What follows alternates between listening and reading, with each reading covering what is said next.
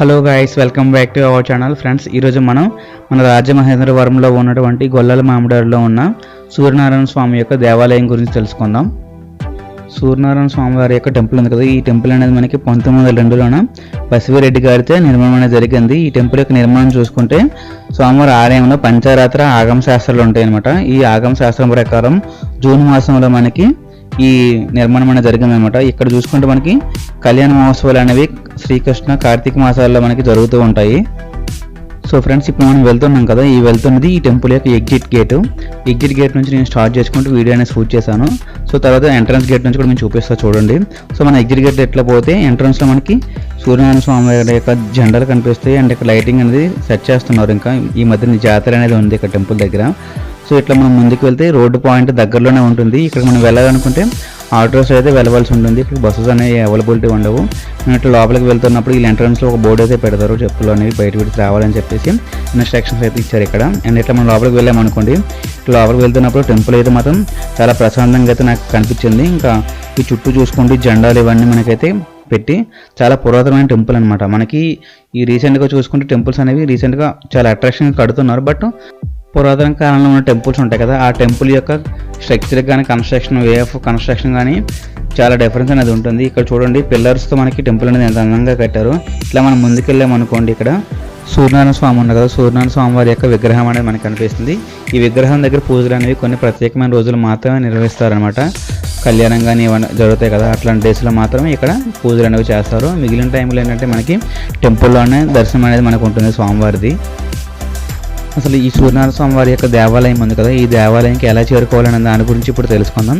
ఈ దేవాలయం మనం చేరుకోవాలనుకుంటే సేమ్ మనం ఇప్పుడు ఇంతకుముందు సీతారామ స్వామి వారి యొక్క ఆలయం గురించి తెలుసుకున్నాం కదా, సేమ్ అట్లానే మనకి ఈ రాజమహేంద్రవరంలో ఉన్నటువంటి గొల్లల మామిడారిలో ఉన్న సూర్యనారాయణ స్వామి వారి యొక్క దేవాలయం చేరుకోవాలంటే బై బస్సులో మాత్రమే చేరుకోగలం. ఇక్కడికి కూడా మనం ఏంటంటే బిక్కవోలు అనే విలేజ్ ఉంటుంది, ఆ విలేజ్ నుంచి మళ్ళీ ఆటో అయితే చేంజ్ అవ్వాల్సి వస్తుంది అనమాట. రాజమహేంద్ర వరకు మనం చూసుకుంటే బై బస్సు అయినా రావచ్చు, లేదనుకుంటే ట్రైన్స్ ఉంటాయి కదా, బై ట్రైన్ అయినా రావచ్చు, లేదంటే బై ప్లేన్ అయినా రావచ్చు అనమాట. మనం అక్కడికి వచ్చిన తర్వాత అక్కడ నుంచి సెల్ఫ్ మనకి ఏదైనా వెహికల్ ఉందనుకోండి, అక్కడ నుంచి మనం మూవ్ అవ్వడానికి చాలా బాగుంటుంది. లేదనుకుంటే మనకి ఆటోస్ అనేవి అవైలబిలిటీ ఉంటాయి. బెక్కువల నుంచి ఒక 20 రూపీస్ ఇచ్చామనుకోండి, వాళ్ళ ఆటో అయితే తీసుకొని వెళ్ళి ఈ సూర్యనారాయణ స్వామి వారి యొక్క దేవాలయం దగ్గర పెట్టేస్తారు. ఫ్రెండ్స్, మనం ఈ టెంపుల్ విజిటింగ్కి వెళ్తున్నాం అనుకుంటే మాత్రం ప్రత్యేకమైన టైమింగ్స్ ఉంటాయి, ఆ టైమింగ్స్లో మాత్రమే వెళ్ళాలి. ఇది మార్నింగ్ 5 ఉంటుంది కదా, 5 o'clock 6కి అట్లా ఓపెన్ చేస్తారు. అప్పటి నుంచి ఆఫ్టర్నూన్ 1 వరకు ఉంటుంది. మళ్ళీ దాని తర్వాత 3 o'clock మళ్ళీ ఓపెన్ చేస్తారనమాట. లంచ్ బ్రేక్లో కొద్దిసేపు గ్యాప్ ఇస్తారు. సో ఆ టైంలో మనం ఎవరైనా వెళ్తున్నారు అనుకుంటే పక్కనే సీతారామ స్వామి వారి యొక్క ఆలయం ఉంటుంది. సో అక్కడికి వెళ్ళి ఆ టెంపుల్ అయితే విజిటింగ్ చేయవచ్చు.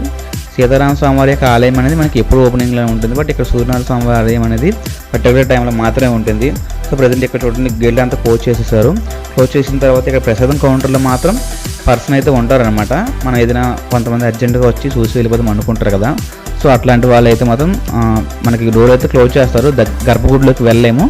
బయట నుంచి సూర్యనారాయణ స్వామి అయితే మనకు కనిపిస్తారు, అక్కడ నుంచి చూసి అయితే వెళ్ళిపోవచ్చు.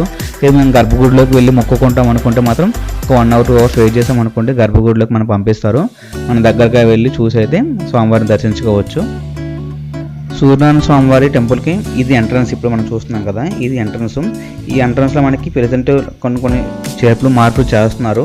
ఏ టెంపుల్కి అయినా సరే మనకి అప్పుడప్పుడు పెయింటింగ్స్ ఇవన్నీ వేస్తుంటారు కదా, అట్లనే ఇక్కడ వర్క్ అనేది చేస్తున్నారు. సో వీళ్ళు మనకి ఆఫ్టర్నూన్ టైంలో విజిటింగ్కి వచ్చారనమాట. మనకి రాగానే లెఫ్ట్ సైడ్లో మనకి కాల్ వాష్ చేసుకోవడం అని చెప్పేసి వాటర్ అనేది అవైలబిలిటీ ఉంటుంది. సో అక్కడ కాల్ మనం వాష్ చేసుకున్న తర్వాత ముందుకైతే వెళ్ళవచ్చు. అదే కాక మనకి ఇక్కడ లెఫ్ట్ సైడ్లో కనిపిస్తుంది చూసారా, ఇది సూర్యనారాయణ స్వామివారి యొక్క రథం. సో రథం మీద కూడా ఊరేగిస్తూ ఉంటారు అనమాట స్వామివారిని. ఇక్కడ చూడండి రథం కనిపిస్తుంది కదా, ఇది రథం సూర్యనారాయణ స్వామిది. సో దీని దగ్గరికి అయితే వెళ్దాం, ఇప్పుడు తీసుకెళ్తే చూడండి.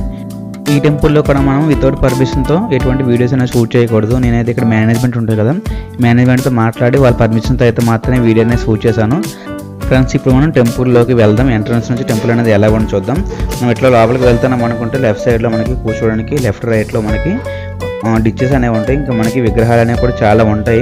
ఇట్లా మనం ముందుకు వెళ్తున్నాం అనుకోండి, క్యూ లైన్ కోసం అని చెప్పేసి ఇట్లా బార్గేట్స్ అయితే వీళ్ళు కడతారు. మనం టెంపుల్లోకి వెళ్ళగానే ఫస్ట్ మనకి ఇట్లా ధ్వజస్తంభం కనిపిస్తుంది.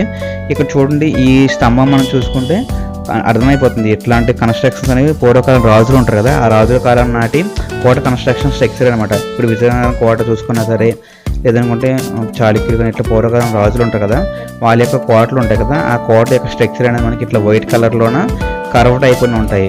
రీసెంట్గా వచ్చేవంటి ఏంటంటే డిఫరెంట్ కన్స్ట్రక్షన్స్ ఉంటాయి, కానీ పూర్వకాలం రాజుల కాలం కట్టేసిన కోటలు కానీ లేదంటే దేవాలయాలు కానీ మనకి ఇట్లా డిఫరెంట్గా కనిపిస్తాయి.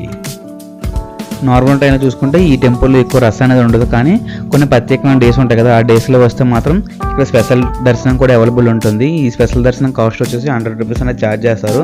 మనకి ఈ గోడ మీద చూసుకోండి, ఈ సూర్యనారాయణ స్వామి యొక్క విగ్రహాలు అనేవి మనకి చాలా అందంగా అయితే చెక్కారు. ఇక్కడ చూడండి, మనకి చాలా విగ్రహాలు ఉంటాయి. మనం ఇక్కడ ప్రసాదం గట్రా తింటాం కదా, తిన్న తర్వాత హ్యాండ్ వాష్ చేసుకోవడం కోసం లెఫ్ట్ సైడ్లో మనకి హ్యాండ్ వాష్ కూడా అవైలబిలిటీ ఉంటుంది. అండ్ ఇంకా పర్ణశాలలు ఉంటాయి కదా, పర్ణశాలలు కూడా వీలు కట్టారు. మనకి టెంపుల్ మీదకి వెళ్ళడానికి ఇక్కడ స్టెప్స్ అనేవి అవైలబిలిటీ ఉంటాయి, వాటి మీద కూడా మనం వెళ్దాం అనుకుంటే వెళ్ళొచ్చు ఛాన్సెస్ ఉంటాయి ఇక్కడికి వెళ్ళడానికి. ఈ టెంపుల్ దగ్గర ప్రసాదం చూసుకుంటే మనకి లడ్డు ఉంటుంది. అండ్ ఇంకో చూసుకుంటే మనకి ఇక్కడ స్వామివారి యొక్క కడియాలు కానీ బుక్స్ ఉంటాయి కదా, స్వామివారి యొక్క బుక్స్ ఉంటాయి, మన చేతికి కట్టుకోవడం కోసం అని చెప్పేసి తాళ్ళు ఇవన్నీ అవైలబిలిటీ అయితే ఉంటాయి, మనం ఇక్కడికి వచ్చి కొనుక్కోవచ్చు. సో వీళ్ళు అంటే నేను ఇక్కడ ఛానల్ సోచ్ చేస్తున్నాను అని చెప్పేసి వీళ్ళు నవ్వుతున్నారు. ఇక్కడ చూడండి లడ్డు ప్రసాదం అయితే మనం చూస్తున్నాం ఇక్కడ. అండ్ వీళ్ళు మనకి ఏదైనా దేవాదాయ శాఖ ఉంటాయి కదా, వాళ్ళ రిలేటెడ్ బుక్స్ ఏమైనా సరే మనం కావాలనుకుంటే ఇక్కడ వచ్చి మనం కొనుక్కోవచ్చు. అండ్ ఇంటికి దిష్టి కట్టడం కోసం అని చెప్పేసి దిష్టి ఇవి ఉంటాయి కదా, ఆయుధాలు అంత యంత్రాలు ఉంటాయి, ఆ యంత్రాలు కూడా మనం చూడవచ్చు.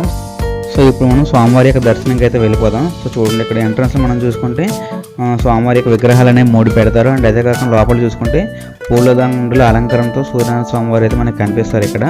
సో ఇక్కడ గర్భగుడిలోకి వెళ్ళాలనుకుంటే మాత్రం సో కొద్దిసేపు ఇక్కడ దర్శనం చేసుకుని లోపలికి వెళ్ళొచ్చు. ఇక మనం లెఫ్ట్ సైడ్లో చూసుకుంటే గణేశ స్వామి టెంపుల్ ఉంటుంది, ఇక్కడ పక్కనే ఇంకా అమ్మవారి టెంపుల్ కూడా ఉంటుంది అనమాట. చిన్న ఉంటాయి గుళ్ళు ఉంటాయి, ఆ గుడిలో అమ్మవారి టెంపుల్ ఒకటి, గణేష్ టెంపుల్ ఉంటుంది. వాటి నుండి మనం దర్శించుకోవచ్చు. వీటిని దర్శించుకున్న తర్వాత మనం సూర్యనారాయణ స్వామివారి కూడా లోపలికి వెళ్ళైతే దర్శనం అనేది చేసుకోవచ్చు. గర్భగుడిలోకి అయితే పర్మిషన్ అనేది ఇస్తారు, కొన్ని టెంపుల్స్లో గర్భగుడిలోకి వెళ్ళనివ్వరు, కానీ మనకి గొల్లల మామిడిలో అయితే మాత్రం సూర్యనారాయణ స్వామివారి గర్భగుడిలోకి వెళ్ళి స్వామివారిని దర్శనం చేసుకోవచ్చు. ఇక్కడ మనం అయితే పంతులు గారిని పిలిచామన్నమాట, ఈ టెంపుల్ గురించి మనకి ఎక్స్ప్లెయిన్ చేయమని చెప్పేసి మనమైతే పిలిచాము. సో వచ్చారు. సో వెంటనే తను ఈ టెంపుల్ గురించి ప్రత్యేకత ఏముంది, ఏం చెప్తారని చెప్పేసి. ఈ టెంపుల్ యొక్క లైటింగ్ ఉంటుంది, ఈ లైటింగ్లో మనకి సూర్యనారాయణ స్వామి చాలా అందంగా ఆహ్లాదకరంగా అయితే కనిపిస్తారు. చూడగానే మనకి చాలా ప్రశాంతంగా అనిపిస్తుంది. ఇక్కడికి ఓల్డ్ పర్సన్స్ వచ్చారు, వాళ్ళ యొక్క మాటలు కూడా మీరు వినండి. సో వాళ్ళు ఏమన్నారంటే ఈ టెంపుల్ అనేది క్లోజింగ్ అని చెప్పినా కదా, క్లోజింగ్ అవర్స్ ఉంటాయి ఆఫ్టర్నూన్. సో వాళ్ళు ఆ టైంలో వచ్చారు, ఇంకా టెంపుల్ క్లోజ్ ఉందని వెళ్ళిపోదాం అనుకున్నారు. సో బట్ వెయిట్ చేసి దర్శనం చేసుకున్న తర్వాత వాళ్ళు ఏమన్నారంటే సో వెళ్ళిపోయింటే మేము ఒక మంచి స్వామివారి దర్శనాన్ని మిస్ అయిపోయేవాళ్ళం అని చెప్పేసి వాళ్ళు అన్నారు. సో వాళ్ళ మాటలు కూడా మీరు వినిపిస్తాను చూడండి ఇక్కడ.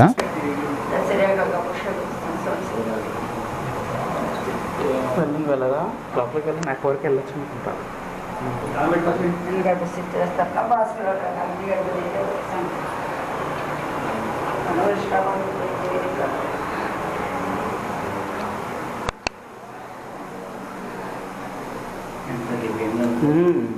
ఆ లైటింగ్లో చాలా కళ్ళకి జరిగినది.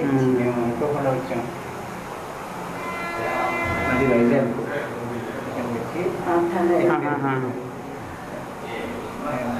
ఇది అనుకోవడంతో మేము చాలా మిస్ అయ్యాం. తేజస్ అంటే తేజస్ మీరు చూడండి, నేను యూట్యూబ్ ఛానల్లో పెడతాను మిమ్మల్ని.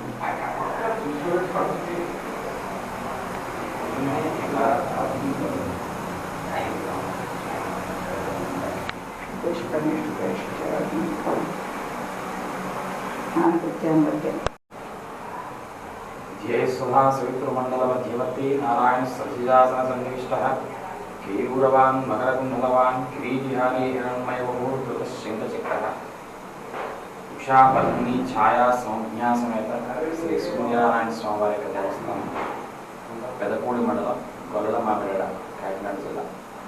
ఈ దేవాలయం 1902 జూన్ 18 ప్రతిష్ఠించడం జరిగింది. యావత్ భారతదేశంలోనే శ్రీ వైష్ణవ సాంప్రదాయ పద్ధతిలో శ్రీ పాంచరాత్రాగమోక్తంగా నడుస్తున్నటువంటి శ్రీ సూర్యనారాయణ స్వామి దేవస్థానం యావత్ భారతదేశంలోనే ఇది వైష్ణవ సాంప్రదాయంలో ఆరాధించబడుతున్న సూర్యక్షేత్రం. ఇక్కడ నలుగురు భార్యలు స్వామివారికి ఉషా, పద్మిని, ఛాయ, సంజ్ఞ. స్వామివారి పాదాలకు దగ్గరగా ఇద్దరు, పక్కన ఇద్దరు నలుగురు భార్యలతో ఉన్నటువంటి ఈ సూర్యక్షేత్రం 1902 జూన్ 18 నాడు ప్రతిష్ఠించింది. ఇక్కడ ఉత్సవాలలో ఉగాది, కృష్ణాష్టమి, క్షీరాబ్ది ద్వాదశి, తొలి ఏకాదశి, అట్లాగనే మాఘమాసంలో రథసప్తమి సూర్య జయంతి ఉత్సవం జరుగుతుంది. భీష్మ ఏకాదశి స్వామివారి యొక్క కళ్యాణం చేయడం విశేషంగా జరుగుతుంది. అలాగే జ్యేష్ఠ శుద్ధ త్రయోదశి నాడు వార్షిక కళ్యాణ మహోత్సవాలు కూడా నిర్వహిస్తూ జరుగుతుంది. ప్రతి ఆదివారం కూడా స్వామివారికి పంచామృత స్నపనాలు, విశేషంగా క్షీరాభిషేకంతో స్వామివారి యొక్క అభిషేకాది కార్యక్రమాలు కూడా నిర్వర్తించడం జరుగుతుంది.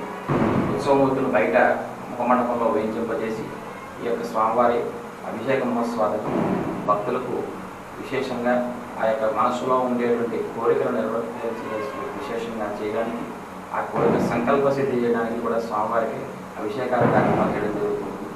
ఈ సూర్యనారాయణ స్వామివారికి అభిషేకం చేస్తున్నంత మాత్రాన సంపూర్ణమైనటువంటి ఆరోగ్య ప్రదాతగా సూర్య అభిషేకం చేయించడం వల్ల విశేషమైన దాన్ని పొందుకుంటారు.